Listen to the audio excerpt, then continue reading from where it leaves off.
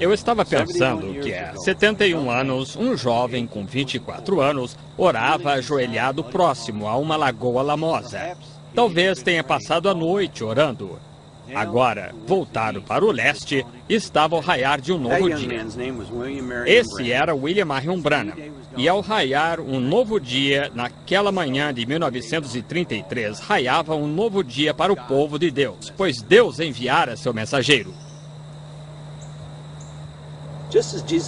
Como Jesus andara com seus seguidores nas praias da Galiléia 2000 anos atrás, também nós andamos com Deus em nosso dia. Ele equipou um homem, um vaso humano, com um dom que demonstraria a presença de Jesus Cristo entre nós, como foi prometido no livro de Malaquias. De vida simples, William Branham passou a maior parte dela aqui em Jeffersonville, Indiana, à margem do rio. Ele construiu e pastoreava um humilde tabernáculo e ignorava fama e fortuna que poderiam ter sido suas com o singular ministério dado por Deus. Mas seu único propósito era pregar e viver a palavra de Jesus Cristo diante da sua geração. Eu me chamo José Branham e este é meu irmão Billy Paul Branham. Gostaríamos de convidá-lo a nos acompanhar ao percorrermos a cidade que viu os passos deste profeta, onde Deus marchou novamente em carne humana ante a face desta geração, num homem chamado William Branham.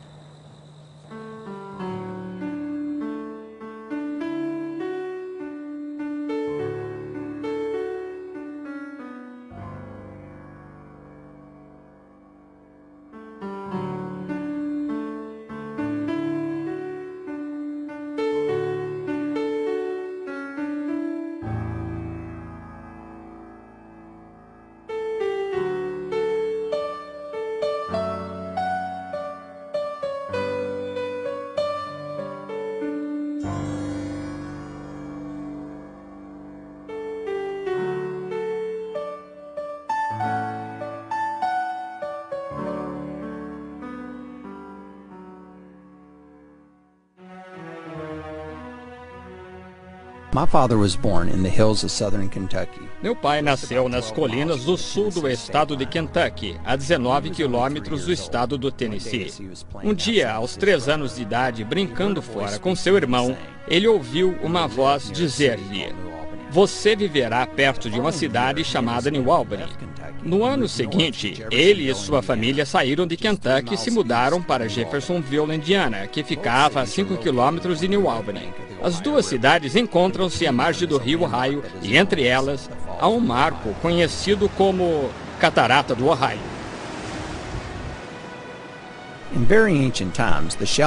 Outrora, a rasa correnteza da catarata era passagem para rebanhos que migravam até os saleiros em Kentucky. Mas nos primórdios de nossa nação, a catarata apresentava uma barreira à navegação aos exploradores e colonizadores que quisessem seguir a oeste pelo rio Ohio, e eventualmente se tornou parada natural aos viajantes. Atualmente, Jeffersonville, localizada numa península que se projeta logo acima da catarata, novamente se tornou parada para viajantes de todo o mundo. Eles vêm fazer o que nós faremos hoje, visitando locais em e vizinhos a esta comunidade que viu os passos do profeta de Deus.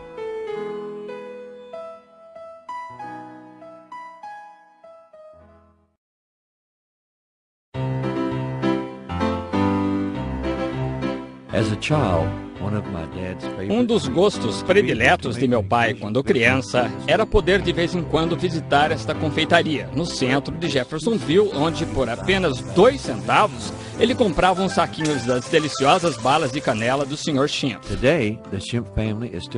Hoje, a família Schimpf ainda fabrica estas balas utilizando-se da mesma receita e até tachos de cobre usados cerca de uns 90 anos atrás.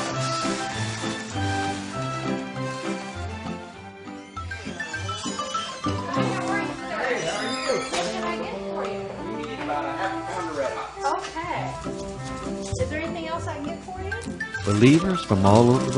Crentes de todo o mundo visitam esta pequena confeitaria, da qual papai falava com carinho. E como nós, não conseguem evitar de levar o pacote destas balas que agora se tornaram mundialmente famosas.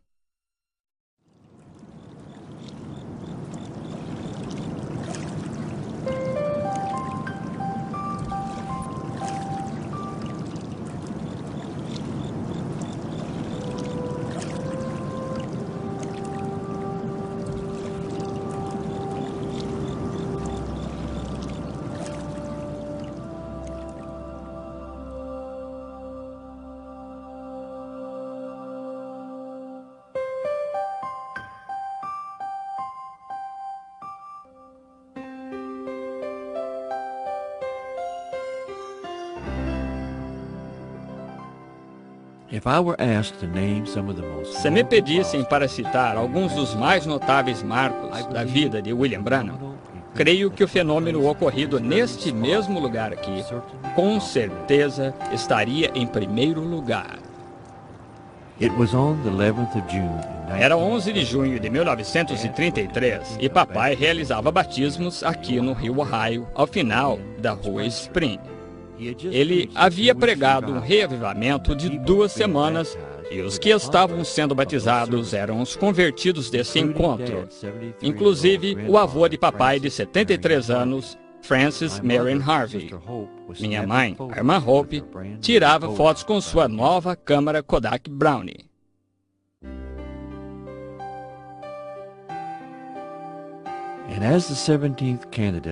E ao se aproximar o 17º candidato ao batismo de onde papai se encontrava, subitamente uma luz, semelhante a uma estrela, apareceu e pairou sobre o local onde ele batizava.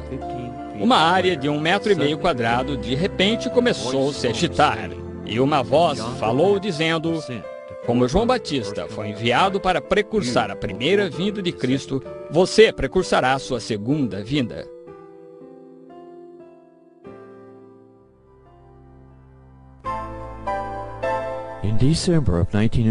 Em dezembro de 1936, minha mãe, a irmã Hope, desmaiou enquanto esperava um ônibus que a levaria ao centro para fazer compras de Natal. Aquela noite, aqui nesta casa, enquanto papai orava, ele viu um lençol negro que descia em sua frente. Então ele viu uma enchente ascender nas ruas de Jeffersonville e um anjo medir 6,70 metros de altura de água na esquina da Rua Spring com a Avenida Court. 6 semanas depois, o que veio a ser conhecida como a superenchente de 1937 cobriu o vale inteiro do Ohio. A água ficou acima do limite de enchente por 23 dias. E justo como mostrado na visão, a água na esquina da Rua Spring com a Avenida Court mediu 6,70 metros de altura.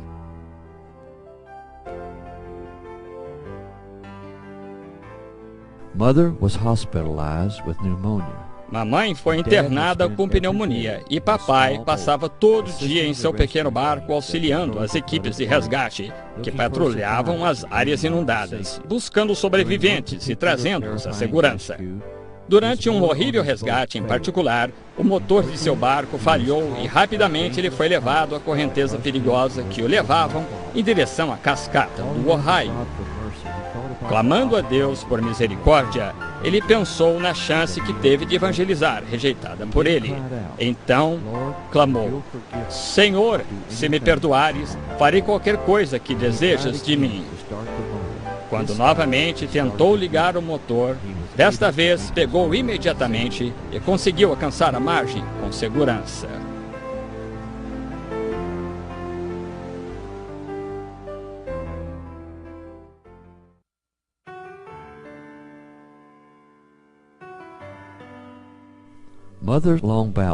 A longa luta de mamãe com pneumonia enfraqueceu severamente seus pulmões e, dentro de meses, tuberculose havia tomado conta de seu corpo. Ela faleceu às 11h10 da noite, quarta-feira, em 21 de julho, no Hospital Memorial da Comarca de Clark. Ela tinha apenas 24 anos. Seu funeral foi feito no sábado, 24 de julho. Nesse mesmo dia, minha irmã Sharon Rose foi acometida de espasmos e foi internada. Papai correu para o hospital depois do funeral de mamãe, mas, ao orar por seu bebê Sharon, mais uma vez um lençol negro parecia descer diante de seus olhos. E segunda-feira, 26 de julho, apenas 5 dias após a morte de mamãe, Sharon Rose morreu de meningite tuberculosa. No dia seguinte, a sepultura foi aberta e o caixão de Sharon Rose foi posto sobre o de mamãe. Ela teria completado 9 meses naquele dia.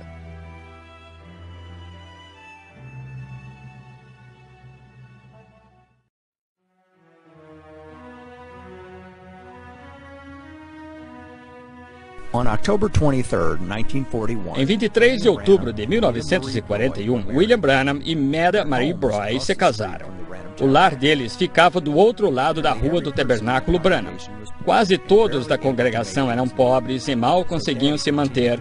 Por isso, papai continuou a trabalhar para a Companhia de Energia de Indiana para manter a família. Vezes ele andava 48 quilômetros por dia patrulhando a rede, procurando isoladores quebrados. Certa tarde, na primavera de 1946, um redemoinho jogou o papai na parede desta casa. Ele disse à mamãe que deveria saber de vez o que eram essas ocorrências e que ele iria para a mata. Prestes a sair para Greens Mill, onde a miúdo ia orar, ele disse: "Não voltarei para casa até que Deus me fale."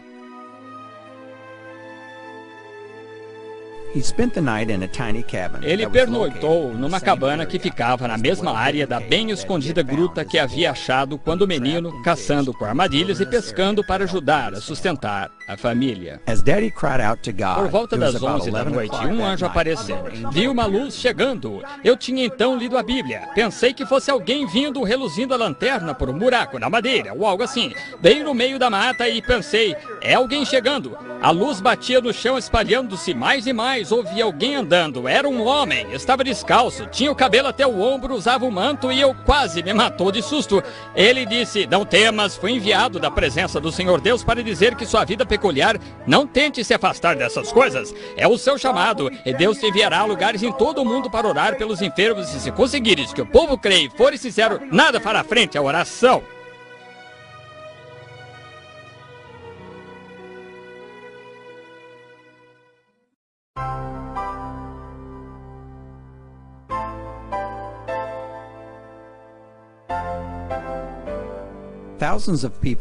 Milhares de pessoas vinham até esta casa na Alameda Ewing buscando oração e a chance de atrair o dom de Deus em seu servo.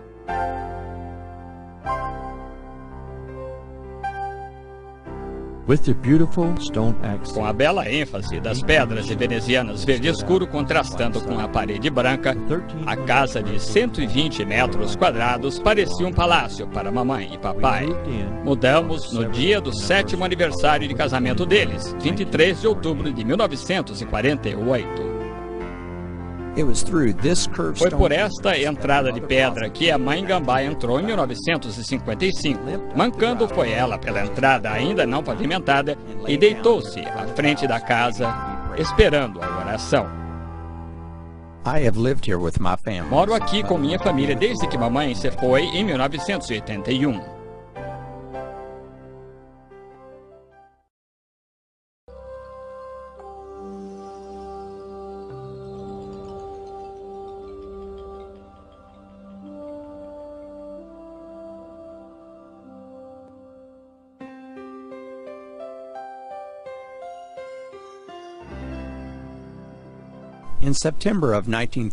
Em setembro de 1933, um terreno foi adquirido aqui na esquina da Rua 8 com a Penn, onde a rua formava um L contornando uma lagoa.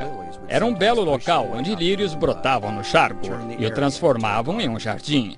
Papai gostava de orar aqui, e quando chegou o tempo, foi este o lugar que Deus lhe disse para construir sua igreja. No início, a igreja foi chamada de Tabernáculo Pentecostal, porém mais tarde ficou conhecida como Tabernáculo Branham.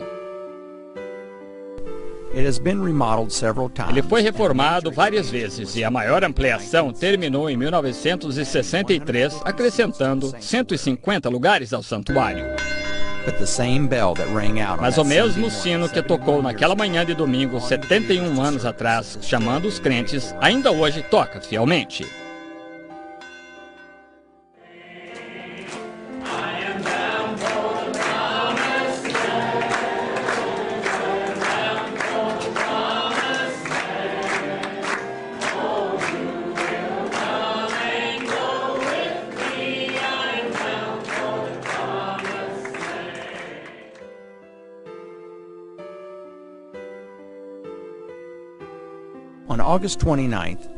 Em 29 de agosto de 1965, papai pregou pela última vez no tabernáculo.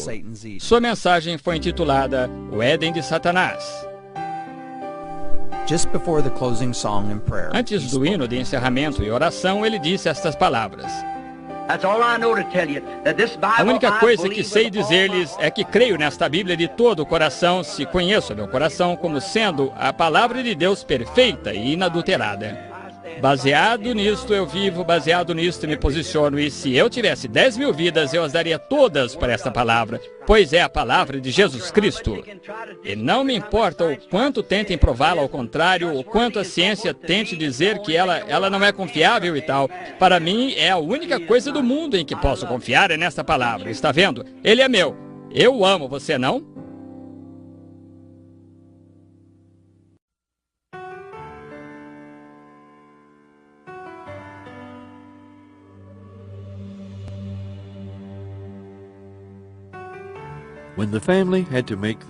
Quando a família teve de decidir onde sepultar papai, o cemitério Eastern foi escolhido, primeiramente por ficar apenas a um quarteirão do tabernáculo. A lápide foi projetada por mamãe e o irmão Borders. Foi esculpida com versículos da Escritura e assuntos ligados aos ensinos de William Branham e a colocação de seu ministério.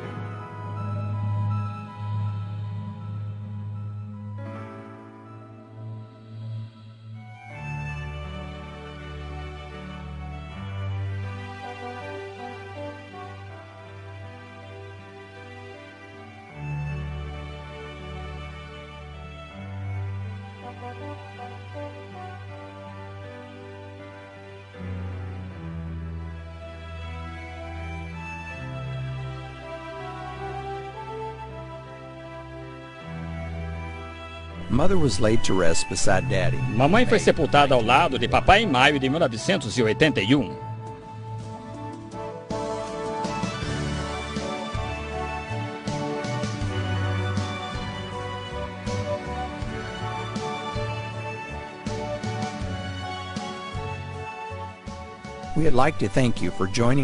Gostaríamos de agradecer por participar conosco nesta breve visita a alguns lugares com os quais centenas e milhares de crentes de todo o mundo se familiarizaram ao ouvirem a voz do profeta de Deus, William Branham.